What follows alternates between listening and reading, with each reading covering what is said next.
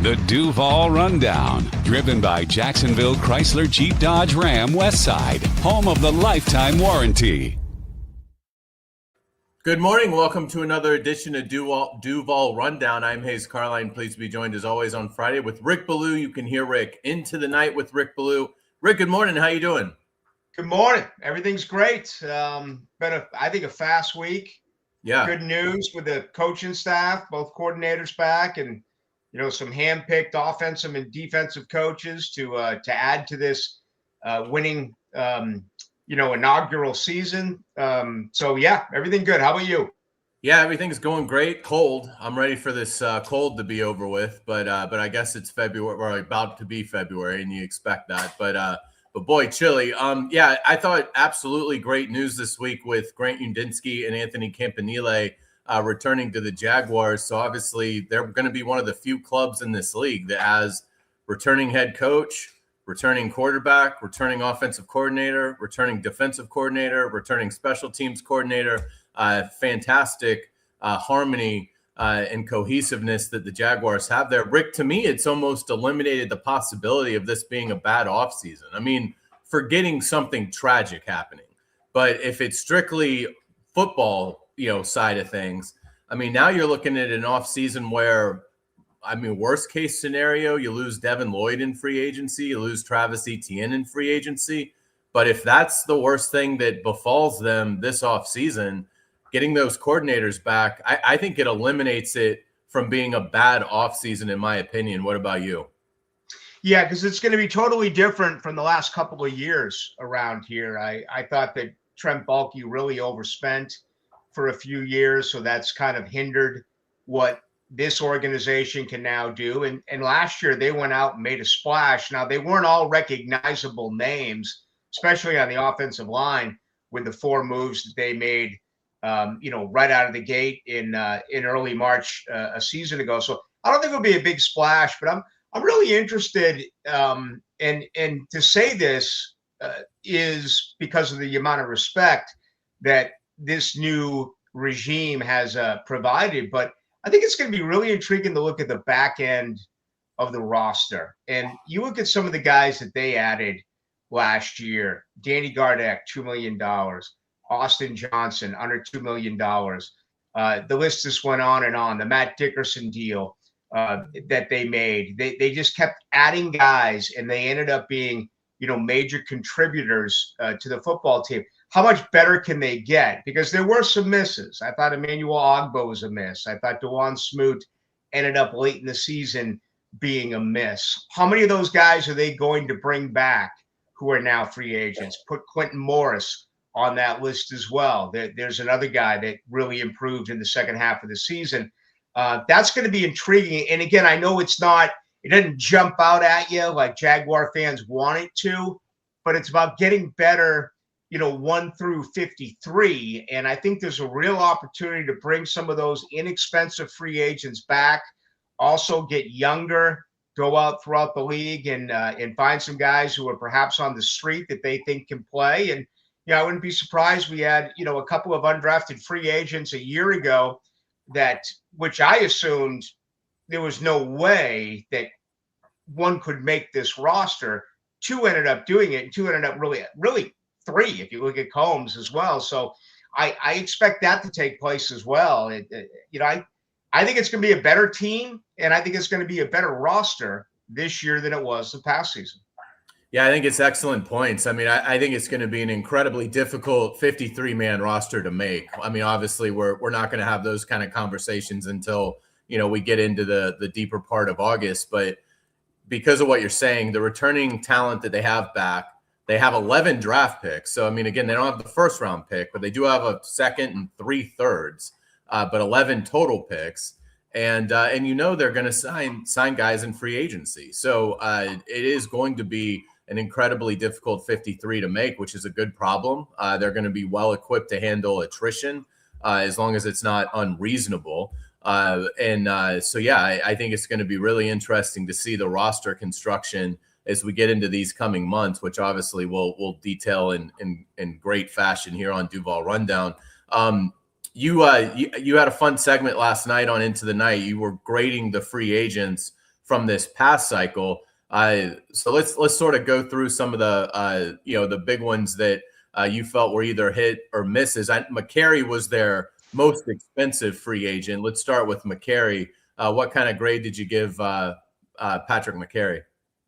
Well, I can give pluses and minuses. I just gave straight grades. And, I recognize the fact that he did play, took a lot of snaps. I think most may have given him a C. I'm a tough grader. I gave him a D. I just think that's thought, fair. I mean, yeah. Well, what I took into consideration is the money, too. I looked at the money. Yeah. Other guys later on down the road, Austin Johnson, I ended up giving a B because he didn't cost anything, and he ate up a lot of snaps. So, McCary was the big splash on the offensive line. I thought he was decent, but towards the end of the year, he was injured and his play kind of went down. So I gave him a D. Yeah, I think that's a fair grade. And I think he can, bounce back and have a strong second year. That's not uncommon with free agents that, sometimes it's not the first year, it's the second year where you really start to see that investment pay off. But yeah, I would think even by his standards, it was probably a disappointing year. So I would agree with you. What about the guy right next to him to his left, Robert Hainsey, center? What kind of grade did you give Robert? I gave Hainsey a B. He went down for a little bit with the injury, came back. I think he spoke volumes. Totally expected Jordan Lewis to be a captain on the defense because everything that was said by that younger secondary, thought it was really an indictment to the lack of leadership of the Jaguars offensive line to have a backup center come in and be immediately announced as a captain. It's a credit to Robert Hainsey. It's not to the remaining offensive line that did return at that particular time. I think, this is it for Hainsey. I think he gets this year. And I think Jonah Monheim is right there, ready to replace him. But he led this offense. He was the anchor there in front of Trevor Lawrence. I thought it was a B. Yeah, I think that's a good grade. The other thing I liked about Hainsey is he was really the first one that showed leadership with this club. You go back to the conversations we were having before that first preseason game, and Liam Cohen is a first-time head coach wrestling with, am I going to play my starters? Am I not going to play my starters? And he told us it was Robert Hainsey that came up to him a couple, earlier that week of the first preseason week and said, what are we doing? And Liam was like, I'm still sort of considering what to do. And he was like, well, I think we should play. And they played. And Hainsey, to me, brought a little bit of an edge, certainly a professionalism that we've talked about for years that I thought had been lacking. And I don't think he's an incredibly gifted player. I think he's somebody that you give him credit. He gets the most out of his athletic ability. But I do think he brought leadership and some edge to that room that I think also, figures into that grade as well. So, I think a B is fair. You mentioned Jordan Lewis on the defensive side of things. What grade did you give Jordan? I gave him an A. Yeah, I thought he was absolutely spectacular. When it came in Jordan Lewis and it came in Eric Murray, I was like, wow, 30, 31-year-old players respectively there, and my initial thought was Jarian Jones had a real good year in the slot. Why would they bring in a slot guy like Jordan Lewis? Well, we found out later why. Jones wanted to move to corner, and he was just fantastic. Both his leadership skills and then certainly his play before the injury. Thought he was an A. Yeah, it's hard to argue. He was fantastic, and boy, if he doesn't get hurt, it makes you wonder if the season could have been different, because you got to think he'd have made a difference in the Buffalo game. But yeah, I agree. Jordan Lewis, outstanding. Eric Murray, I thought was a missed time with the neck injury, but I thought when he was out there, he showed a lot of good things. Cerebral, great communicator. I think again, the secondary deserves some credit as well for leading the league in run defense. They did not allow anything to pop at all. Now, obviously the linebackers deserve the lion's share, but I do think the secondary and Eric Murray specifically, I thought did a good job of knowing where to be. And if a back did have a chance, they shut it down. Yeah, I gave Eric Murray a B. Thought he played very well in that role, better than I frankly expected. And again, this team went from 9 to 31 takeaways. I think they had 22, 23 interceptions when it was all said and done. So he was a big part of that. He didn't make the splash that Jordan Lewis made, in my opinion, but he was better than I thought. So I'm going to give him a B. Yeah, sounds good. Jacob Simon's helping us out on Duval Rundown. We certainly appreciate Jacob's efforts. Jacob, let's say hello to our sponsor, please. Falou for Jacksonville Chrysler Jeep Dodge Ram Westside, your locally owned commercial truck headquarters and proud partner of the Jaguars. For hard-to-find ProMaster vans or commercial trucks for your fleet, visit jaxwest.com today. So let's go through the rest of the class, Rick, and just give us your highlights and your lowlights of guys that we have not pointed out yet that you gave a grade to last night on into the night. I don't have a list in front of me, so I'll try to remember here. Quentin Morris, I gave a B. Austin Johnson, I gave a B. Matt Dickerson, I gave a B. Chuma Edoga, I gave a D. And because his expectations really grew in the month of August. I mean, I remember going on these airwaves and saying, how are you going to keep Chuma Edoga off your starting five? And then he just kind of disappeared. He had 5 penalties.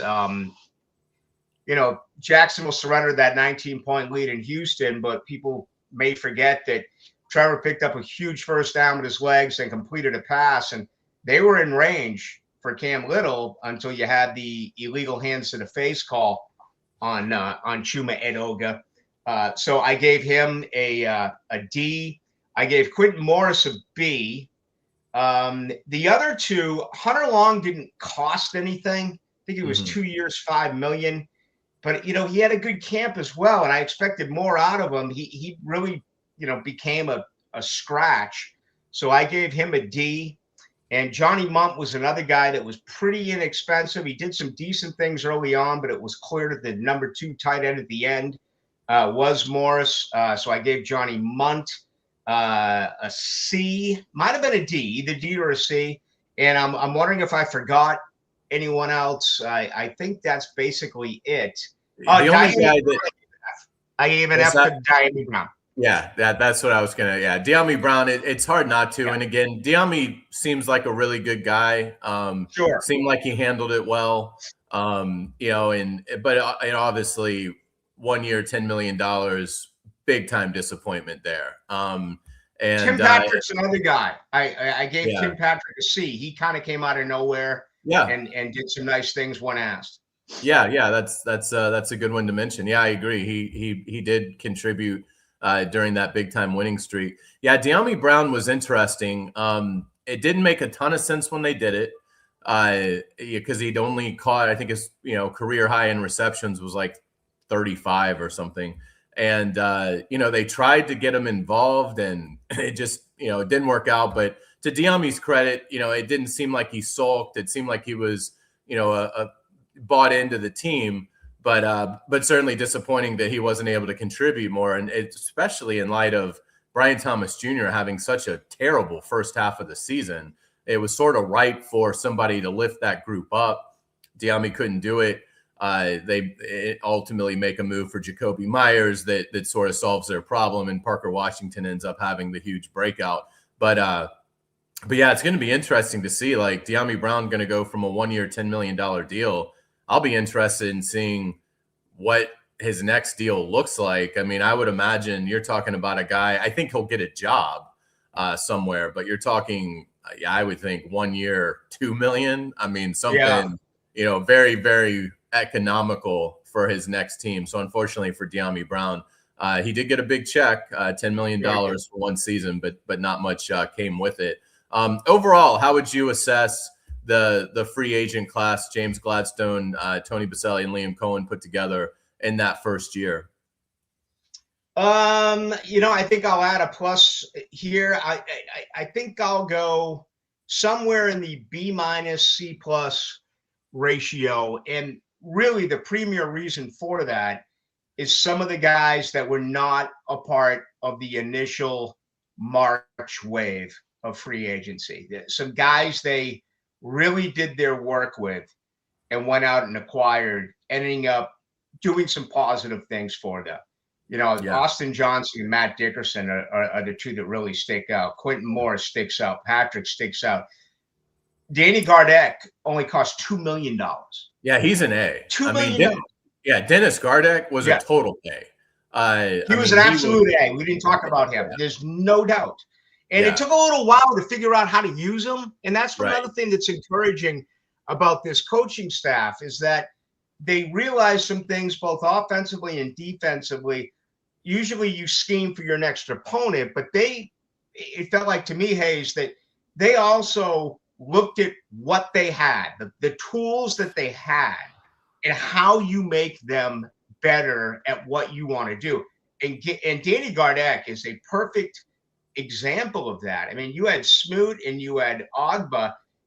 It felt like they were going to be your third and fourth pass rush guys. And Danny Gardeck's kind of an undersized, outside linebacker who all of a sudden, what was all said and done, basically became your third pass rusher. So that's a fantastic hire. But it really is. It's because I got the big splash guys, Diami Brown, Patrick McCarry, Chuma Edoga. No, didn't necessarily work. Now, it did with Lewis. It did with Murray. It did with Hainsey.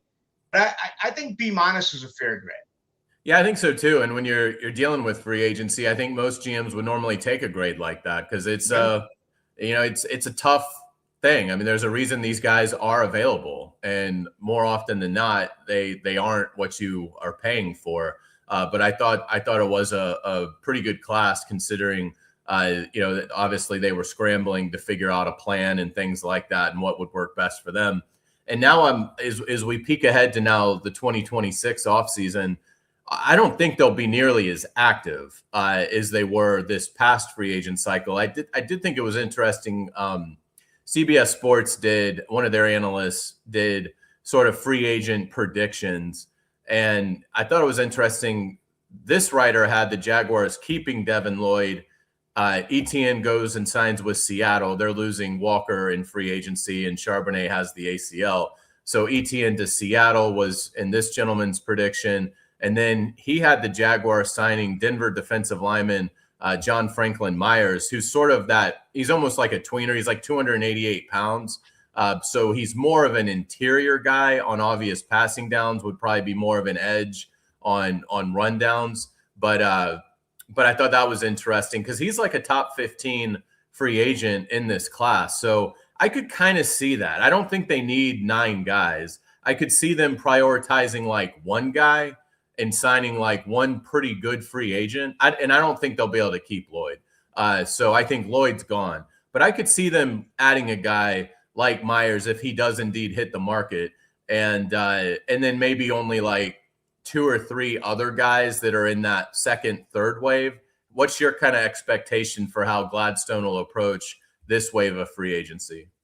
I think that if that did work with that signing, that'd be a pleasant surprise for Jaguars fans. I frankly don't think it will happen. And if it does, they're going to have to be, they're going to have to get after it and find a way to create some cash, which means do they designate a June 1st release for Eric Armstead and bring back $14 million.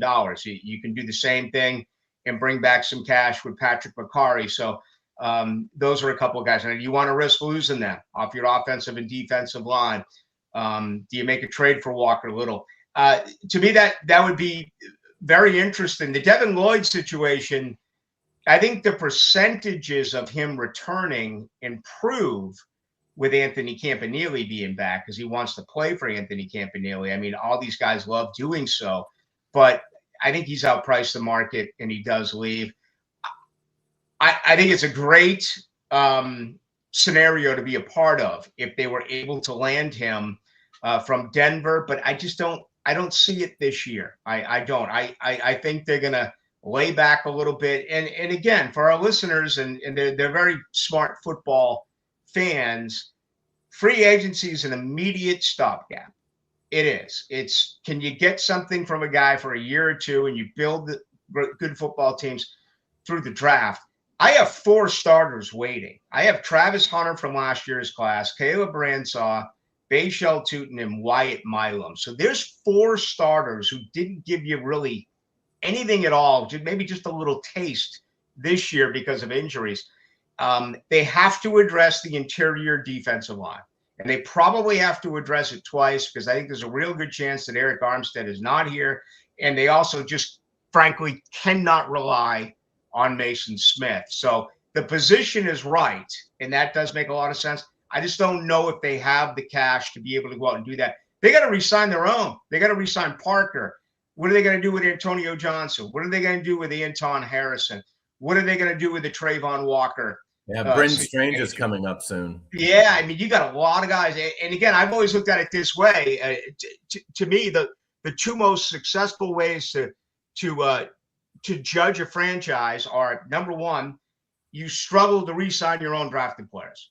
And that does not happen around here. I mean, honestly, outside of the Juwan Taylor deal, who was the last guy that was really up? I think you got to go back to Allen Robinson almost. Yeah. I mean, the whole thing with Unique and Jalen Ramsey, they forced themselves out of town, okay, because they ended up being bad teammates. But I think you had to go back to Allen Robinson before Juwan Taylor. That, and when you're really good, you lose position coaches to coordinators, and you lose coordinators to head coaches. To me, that's always been the 2 ways to really look at a successful franchise. Yeah, no doubt about it. And, and again, you bring up a good point. They may want to get those comp picks. So they know if Devin Lloyd's going to sign a deal where the Jags would get particularly if they're not active. The equation is, based on what did you lose, but also what did you go out and spend? So if the Jaguars go out and spend on a couple big free agents, then they're not going to get much in terms of comp picks. But Gladstone may be looking at it as, look, to your point, we're not in a great salary cap spot. Let's let Devin Lloyd and Etienne go, and you'll get a 3rd round comp pick in 27 for Lloyd. You'd probably get, I think, a 4th or a 5th would be my guess on the Etienne deal. So they could be looking at that. Let's protect those comp picks.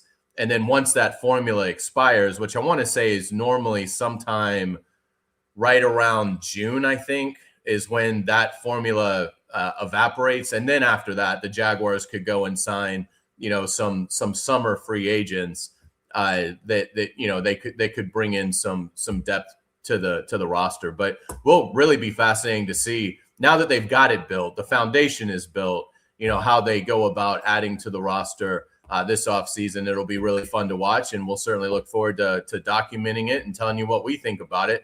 That's going to do it for us. Rick, great stuff. Really appreciate it. Hey, it's always a lot of fun. Thank you. All right, that's going to do it for us. Thanks for watching Duval Rundown. We will be back on Monday with Frank Frangie. Until then, enjoy your weekend and stay warm.